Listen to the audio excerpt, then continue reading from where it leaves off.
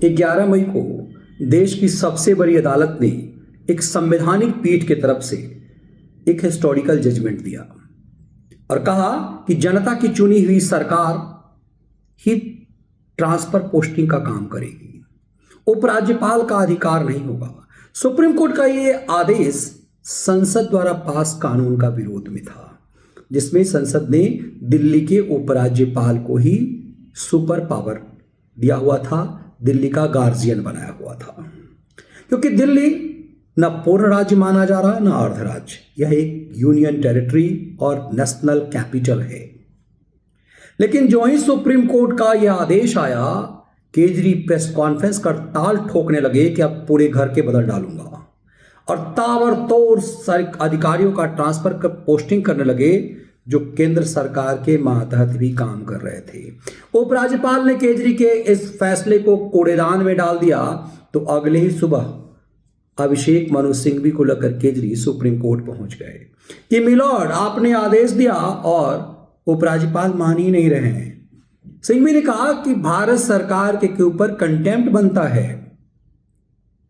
सिंघवी को इस बात की आस थी कि इसी सुप्रीम कोर्ट ने रेड कारपेट मेरे लिए बिछाया जब मैं वकील बनकर के कांग्रेस के राष्ट्रीय प्रवक्ता पवन खेरा के लिए गुहार लगाई। लीक से हटकर सुप्रीम कोर्ट ने संवैधानिक बेंच के सामने सुन रही मामले को साइड फेंक करके उस मामले को सुना तो ये मामला तो स्वयं सुप्रीम कोर्ट की अवमानना है।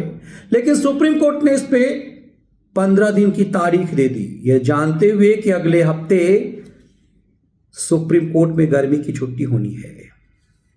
तो दरअसल ये सुप्रीम कोर्ट ने ऐसा किया क्यों? और प्रधानमंत्री मोदी इस बीच में ना सिर्फ केजरी के ट्रांसफर पोस्टिंग को बाहर फेंकवा दिया, बल्कि एक अध्यादेश ला दिया जिस अध्यादेश के मुताबिक दिल्ली का गार्जियन उपराज्यपाल ही होगा।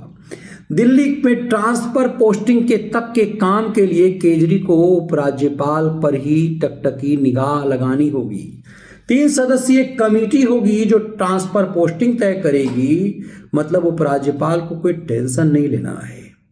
दिल्ली का मुख्यमंत्री, भारत सरकार का गृह सचिव और चीफ सेक्रेटरी की सर्वसहमति से ही ट्रांसफर पोस्टिंग होगा और यदि टकराहट हुई तो ये उपराज्यपाल अंतिम फैसला करेंगे। मतलब दिल्ली की सरकार लाचार होगी उपराज्यपाल के पास। ये इसलिए जरूरी था क्योंकि दिल्ली नेशनल कैपिटल है और नेशनल कैपिटल किसी अराजक बदमिजाज व्यक्ति के हाथ में आ गया तो ये देश के लिए भयावह है, क्योंकि नेशनल कैपिटल है, यहाँ सेना का मुख्यालय है, यहाँ पर देशों का दूतावास है, यहाँ देश की संसद है, राष्ट्रपति भवन है। और एक अराजक व्यक्ति, किसी ऐसे व्यक्ति का जिसका जनता में आधार नहीं हो, एक शहरनुमा राज्य के का मुखिया होने पर अपनी उदंडता से अपने आप को सुपर पावर समझता हो, यदि ऐसे व्यक्ति के हाथ में सरकार हुई तो क्या होगा? इसके बावजूद जब ये सब कुछ सामने था, देश की सुप्रीम कोर्ट ने ऐसा फैसला क्यों किया?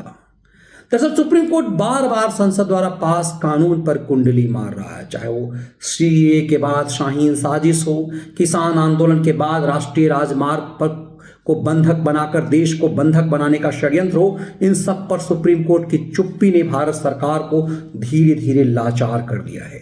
तो क्या जो सुपर पावर दिया था दिल्ली की सरकार को, केंद्र ने अब ये सोचा कि मोदी सरकार ने कि पानी अब गर्दन से ऊपर बह रहा है, क्या इसीलिए तैयारी इस बात को लेकर के हो रही है कि दिल्ली जैसे राज्य में जो बार बार इस तरह का विवाद हो, ये बात बार बार गुहार लगाई जाए कि दिल्ली दूसरे राज्यों की तरह नहीं है। और जब सुप्रीम कोर्ट भी इन सब चीजों को ना समझने की कोशिश करे तो इसका एक ही तरीका है कि दिल्ली की विधानसभा को ध्वस्त कर दिया जाए। क्या दिल्ली में अपने आप को राज्य का खुमारी पाले हुए विधानसभा नहीं होनी चाहिए? क्या सिर्फ नगर निगम होनी चाहिए दिल्ली में? क्या मोदी सरकार ने इस बात के संकेत दे दिए हैं? विदेश यात्रा से ठीक पहले प्रधानमंत्री ने अध्यादेश ला करके सुप्रीम कोर्ट के आदेश को डस्टबिन में डाल करके बड़ा संदेश दिया है और सुप्रीम कोर्ट को भी एहसास है कि सुप्रीम कोर्ट ने कहा कि देश की चुनी हुई सरकार को के आदेश को दबाया नहीं जा सकता।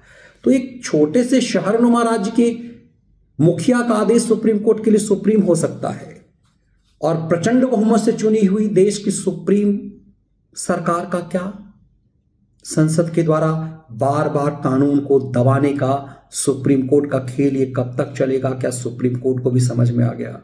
क्या सचमुच दिल्ली अब राज्य का दर्जा खो देगा? लगातार दिल्ली में अराजक स्थिति ने क्या केंद्र की सरकार को, क्या भारत को यह मजबूर कर दिया है? प्रधानमंत्री मोदी का पहली बार इस तरह से सुप्रीम कोर्ट के फैसले के खिलाफ सख्त आदेश एक बड़े फैसले की ओर संकेत कर रहा है।